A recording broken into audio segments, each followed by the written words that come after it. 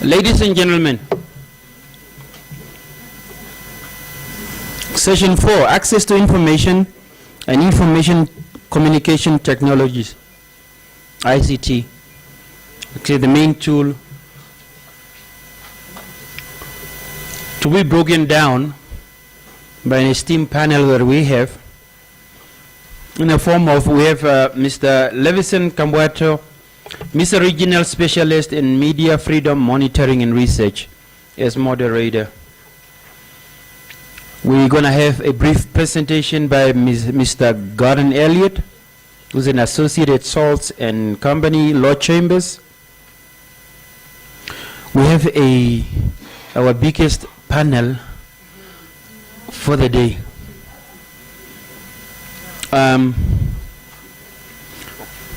Wow. Henry Carson, Director for ICT Development, Ministry of ICT. Joris Coleman, an IT Specialist. Ms. Karen Kaleka from Freedom House. Mr. Anthony Deaton, Acting Deputy U.S. Embassy. Dumisani Mojo, Manager of Media and ICT Programs of Open Society Initiative for Southern Africa. It's the last session and we all want to get to the functions and so on. So they promise to be precise, concise. Again. Yeah, he's going to kill me. Because he confirmed his name was on the list. I don't know what happened between program upgrade number 12 and number 25. But he's here. He's the CEO of CRAN, which is the Communication Regulatory Authority of Namibia. And I'm glad that he made it, because he's actually the gentleman who's going to carry that weight of making things happen for us. Sure. Thank you. Mr. Levy, Mr. Gorton. Just see.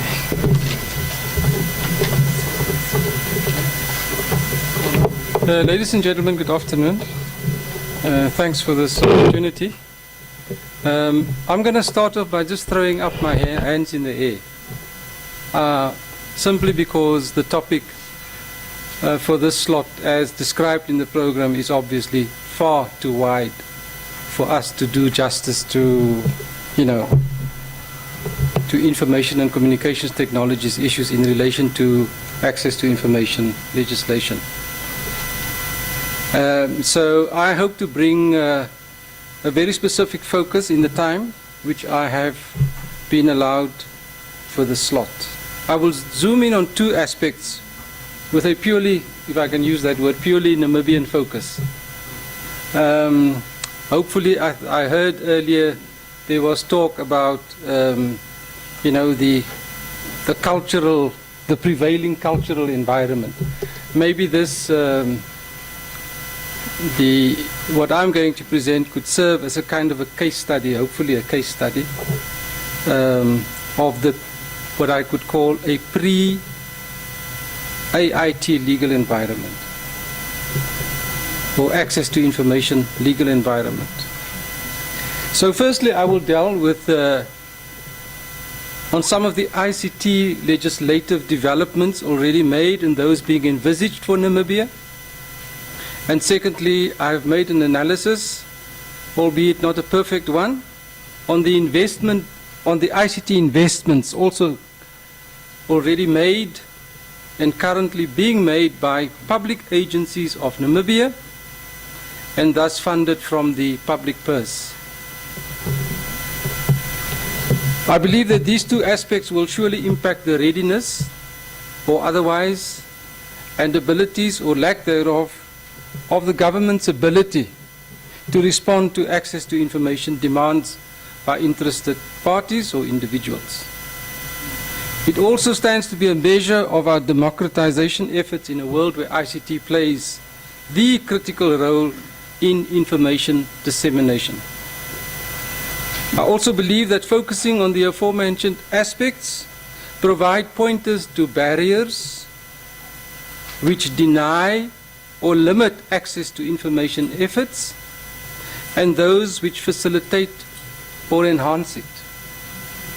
My fellow panel members can, of course, extend this focus in other directions during the discussion format. Now, I've got an admission to make. I'm one of the consultants, and I think it's just right that I make this admission. I'm one of the consultants currently contracted by the Ministry of ICT on this ministry's project to bring the Electronic Transactions and Communications Bill to Parliament. And in my earlier life as a civil servant, I was involved at the periphery of ICT policy developments. My views expressed here remain my own, and currently I view myself as a legal research analyst in this area. Thus, my input does not reflect the views of the ministry, and I'd like to end of these preliminary remarks by saying I'm an advocate for a legal framework on access to information. Ladies and gentlemen, by now you would all agree that access to information held by the government is closely related to the use or application of information and communications technologies. And from here onwards, I will just use the acronym ICT. Indeed, various international protocols and conventions which have been mentioned here today, deliberated upon at many international forums, recognize this fact. ICT in itself has led to marvelous inventions which we now take for granted. The internet, email, social electronic media, and recently cloud computing and the like. The use of ICTs in the public space by its very nature implies that at some stage it is the primary vehicle or tool to generate, record, store or retain, destroy, eliminate, and manipulate data. In today's world, literate people have an expressed desire to be informed, whether for devious or honorable purposes. Oftentimes, it is simply to satisfy a need to become informed or educated about a matter. ICT usage makes it easier for us to gain, demand, require, and seek information. And in the context of this presentation, we want information from the public authorities. Now, the reality is that information is hardly free. Its dissemination at a certain point might be freely available. But you are not going to have information placed at your table by way of a fiber optic cable that runs unimpeded and straight to your table. For one, it requires that investment be made available to develop it for use, and it requires legal directives for its orderly and permissible usage. And in this connection, in a developing country such as ours, government is in the driving seat. As we shall see, it deploys public revenue through the budget for development of ICT services and systems, and it has the constitutional legal power to make laws or rules for its presence. So let's look at the two aspects I've referred to earlier. I acknowledge that I should by right start with the Constitution, but it has been mentioned often enough today, and there seems to be common ground that our Constitution provides for access to information by right. The reminder in Chapter 3 of our Constitution is perhaps timely. The fundamental rights and freedoms shall be respected and upheld by the executive, the legislature, and the judiciary. So enough said on that point. It is an irony that ICT legislation in Namibia has a tendency to lack policy commitments. This is despite the fact that the government has the available means to deploy resources for enactment, and it has the ability to dictate the passage of such a law. Let us take government's expressed political will in 1999 already to enact freedom of information legislation after a national consultative conference. I believe that an interrogation of the 99 post-conference commitments, which I believe will not be likely, would actually point to bureaucratic dysfunction as one of the reasons why we are where we are today. The Communications Act saw the light of day in 2009, and its partial implementation was gazetted in 2011. We see in this act an example of the recognition that the public might, in specified instances, have a right to information on the work of the licensing authority. But it categorizes information as public availability information in Section 27, and yes, it is there, confidential information in Section 28. In this legislation, we also find clear provisions that information utilization by the use of an ICT device could cause one to fall foul of its cybercrime provisions. Yes, there is cybercrime law in Namibia. Crimes of this category are defined, and the procedures for prosecution are laid out. Let me give you an example. Section 117, General Offences, provides that any person who uses a telecommunications device for all intents and purposes and ICT hardware and knowingly makes, creates, or solicits any comment, request, suggestion, proposal, image, or other communication which is obscene, lewd, lascivious, filthy, or indecent with intent to annoy, abuse, threaten, or harass any other person is guilty of an offense. Also, in terms of subsection E, if a person makes a telephone call or uses a telecoms device, like a mobile phone, whether or not a conversation or communication ensues without disclosing his or her identity and with intent to annoy, abuse, threaten, or harass any person at the called number or who receives the communication is guilty of an offense. Also, you cannot use a communications device, like a computer connected to the internet, to harass another person. The fines related to these provisions are stiff. Serious fines can, upon a guilt finding, lead to one's imprisonment for a period not exceeding 15 years, or to a fine not exceeding $1 million, or both such fine and imprisonment. And for lesser offenses, a convicted person can receive imprisonment for a period not exceeding 5 years, or a fine not exceeding $20,000, or both such fine and imprisonment. So it could be a challenge for access to information legislation to traverse these provisions already in place. Other acts with provisions already impacting on rights to access to information via ICTs include the Prevention of Organized Crime Act of 2004, the Financial Intelligence Act of 2007, the Environmental Act of 2007, and the Statistics Act. Time limits do not allow me to interrogate the provisions of the acts, but one would do well to be aware of them, especially in relation to the scope for access to information to be sought in terms thereof.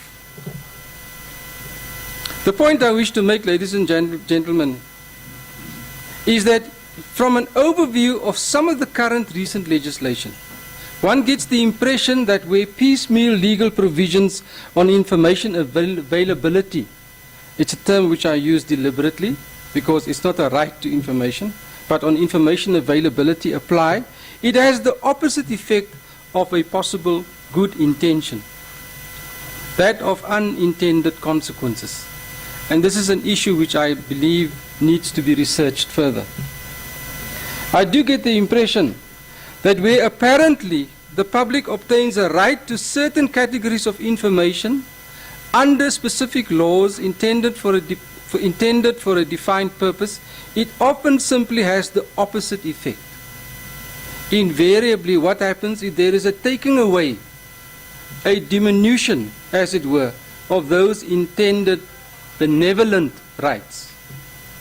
And the balancing of interests flag gets raised. The objectives of the legislation become an overriding issue and consequently at the expense of information access. The question then arises, are we still talking about the right to information in terms of such legislation? The answer is no. It is tangential at best. Of course, the desire to legislate the IC space is ongoing. NDP 3 foresaw a raft of legislation for proper ICT regulation, and it would at least have brought Namibia in alignment with international standards. Namibia public authorities have unfortunately not met those targets of NDP 3, which would also have promoted our profile as a knowledge society. Just as we have seen a movement towards more harmonized access to information legislation, so policymakers see Namibia becoming under increasing pressure to get into line with respect to the recognition of electronic transactions, data protection, regulation of internet service providers, and for cybercrime to be extended into the realm of cyber security. Now, when I use the word pressure here, it does not mean that there is some overt agenda by an outside force to get Namibia into line. It is simply a recognition of how ICT is an ever-evolving experience for the individual and for business and government. Furthermore, just about every formal communication nowadays is online, and the usage of interconnected devices extends their virtual tentacles across vast areas. It is also a reality that those with criminal intent hide behind increasingly sophisticated devices for the perpetration of their crimes. Cabinet has therefore already adopted a legal framework in principle for electronic transactions and communications, such as for e-signatures, e-writing, and e-contracting. IC practices following upon such provisions have been shown to improve business and government transactions, the efficiency and effectiveness thereof, and also to curb corruption. The instruction is furthermore that the MICT must investigate the formulation of the appropriate data protection provisions of personal information located in ICTs, and test the constitutionality or otherwise of specific cybercrime provisions in relation to the aforementioned. Namibia, being a country where the rule of law must prevail, can only pass legislation which has passed constitutional muster. However, legislation in its application, when already on the books, could still fail such a test. I would urge stakeholders, such as civic society and the media, pursuing the noble agenda of access to information, to be vigilant and keep abreast of the legislation developments I've just alluded to. Now, ladies, I'm not even going to go into some aspects of case law, which would have been quite interesting, or I'm not even going to touch on the issue of whether the 1982 Information Act is still relevant for Namibia. Obviously it isn't. Let us get to my second point. I've made an updated but still cursory assessment of public expenditure on ICTs for central government agencies. Between 2010 and 11 and the 2011-12 financial years, about 1% of operational expenditure was budgeted for ICT spend. This might seem a small percentage, but in Namibia, where budgets are a juggling act of many priorities, the amounts in issue here are quite large. The average ICT spend by 26 government agencies amounted to $207 million per year. In the previous 3-year cycle of medium-term budgeting allocations, ICT spend could be expected, and I use the word expected because obviously the auditing will still have to be done, could be expected to reach plus $600 million. The current medium-term cycle, however, shows that ICT spend is expected to increase by more than 30% to $816 million, which will then take the average ICT spend to more than 1% of the national current expenditure. Thus, central government agencies alone could be expected to have spent about $1.4 billion over 5 years between 2010-11 to 2014-15. We know by now that most state-owned enterprises are in fact ministries by extension. The budget allocation for subsidies and transfers to agencies and statutory funds over the next 3 financial years will come to just close to $26 billion. If we assume conservatively that 0.5% of this expenditure will go towards the ICT needs of SOEs, Namibia's expenditure for the current 3-year medium-term expenditure framework by its public agencies could be about $1.1 billion. The budgeted allocations on ICT go towards a myriad of ICT projects, from e-government and its various subcomponents, to the computerized National Population Register, for development of systems to assist with forensic examination of e-crimes, computer fraud, hacking, counterfeiting, and to stop purveying of porn, for investment in the justice case management system, and to improve public service records management through the development of electronic systems. Some projects which have been launched even state that there will be improvement in service delivery and increased knowledge management in Namibia.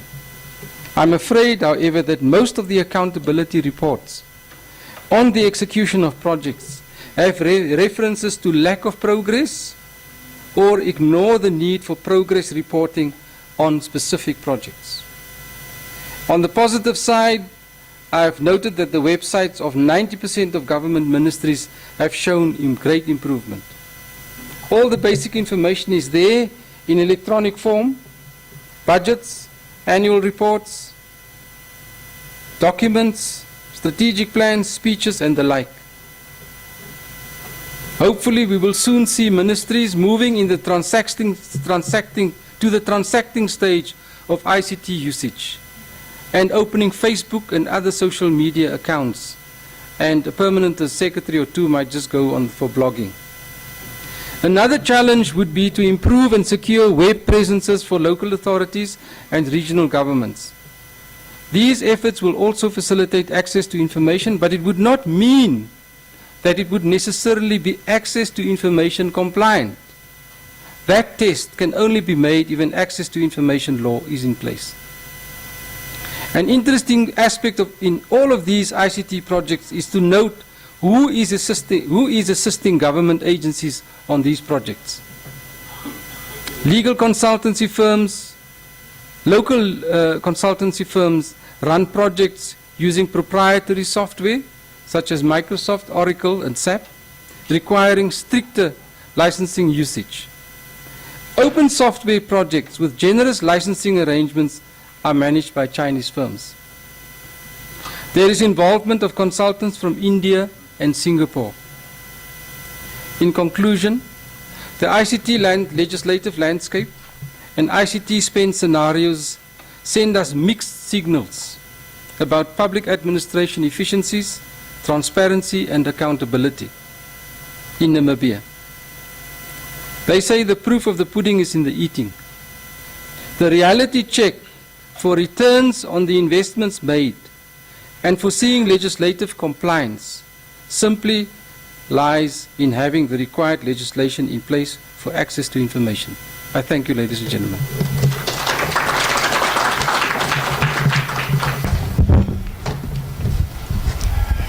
Thanks. Well, that's some food for thought there, isn't there? If there's anything that I got from Gordon's presentation is that I need to throw away my BlackBerry. Otherwise, I'll find myself in prison or anything. But quite a very sobering presentation. I'm just going to jump straight to Stanley, because it does seem like you have a lot of work on your hands, given by what Gordon has just presented here. What would you just give us maybe a brief overview and current status of where we are in terms of the regulatory framework in Namibia?